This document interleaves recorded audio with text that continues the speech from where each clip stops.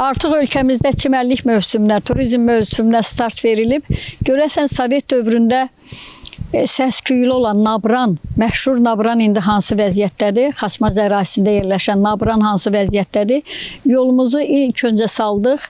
Nabranda Sovet dövründə olduqca qonaqlı qaralı olan, turist əlindən tərpənməsi mümkün olmayan Dostluq İstirahət Mərkəzinin ərazisinə gəldik ilk öncə. Ərazidəki görüntülər hər şey deyir. Taxta evlər görürsünüz, çürüyüb, Sovet dövründən qalıb çürüyüb. Ətraf ərazi, hər yer çirkab içindədir. Sovet dövründən orijinallığı və xidmətləri ilə məşhur istirahət məkanı sayılan Nabran yenilik baxımından çox da irəliləməyib. Ərazidə apardığımız müşahidələr bunu təsdiqləyir. Araşdırmamıza Nabranda ən ağrılı və baxımsız məkanlardan biri sayılan Dostluq Turist Bazasından başladıq. Ötən yayda baş çəkdiyimiz bu gözdən uzaq istirahət məkanında vəziyyət demək olar ki, dəyişməyib. Əksinə, Sovetdən qalma kiçik taxta evlər daha da çürüyüb. Pəncərə və şüşələri sınıb, ərazini zibillik və natəmizlik bürüyüb. Nisbətən yaxşı vəziyyətdə olan evlərdə isə tək-tük dincəlməyə gələnlər var. Gecəsi 7 manatı turistlərə verilən bu evlərdə qalmaq təhlükəlidir. Dostluq İstirahət Mərkəzinin ərazisində olarkən burada ictimai əşya müəssisələrində işləyən insanlar söylədilər ki, taxta evlərin əksəriyyəti, daha doğrusu hamısı, zirzəmisi də, özü də otaqlar da, əgər onlara otaq demək mümkün olarsa, hamısı ilanlarla doludur. Düzdür, biz müşahidə eləyə bilmədik, çünki hava soyuq olduğundan ilanlar yəqin qaçıb zirzəmiyə doluşub, zirzəmini də çəkməyə imkanımız olmadı.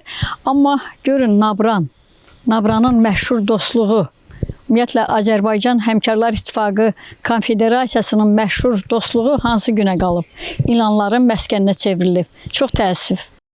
Nabran çimərliyindənsə danışmağa dəyməz. Ərazidə çəkiliş apararkən sahil boyunca dincələn malqaranı gördük. Elə bu mənzərədən də aydın olur ki, nəzarətsiz qalan istirahət zonasında həm də sanitariya və təhlükəsizlik qaydaları pozulur. Dostluq Turist Bazası Sovet dövründə Nabranın ən gür və məşhur məkanlarından biri olub. Azərbaycan Həmkarlar İttifaqı Konfederasiyasının balansında olan bu məkan, yay aylarında yüzlərlə həmkarların göndərişi ilə gələn insanlara xidmət göstərirdi. İndi isə bura miskin günlərini yaşayır. Bakı sakini Səidə Əliyeva bizlə həmsöhbət olaraq Nabranın əvvəlki şöhrəti və xidmətlərinin demək olar ki, yoxa çıxdığından gileyləndi.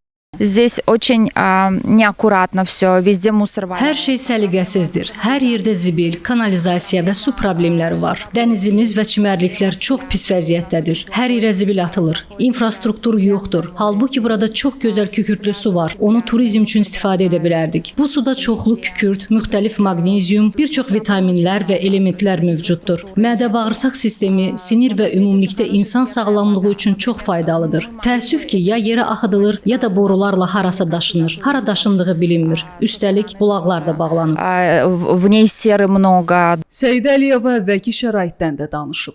Сейчас я вам скажу, было... Əvvəllər burada isti su var idi. Hətta vanna da qəbul etmək mümkün idi. İndi isə bu yoxdur. Bağlayıblar. Həmişə insanlar gəlirdi. Suyu doldururdular və evdə bu sudan içirdilər. Öd kisəsi və qaraciyərlə bağlı problemim olduğuna görə Nabranda olan bu evi aldıq. Bu sudan içməyə başlayanda mənə çox kömək etdi. Evi alandan sonra mən tamamilə sağaldım. Təəssüflənirəm ki, bizdə belə bir imkan olduğu halda bundan istifadə etmirik. Axı bu əslində bizim xeyrimizə ola bilər.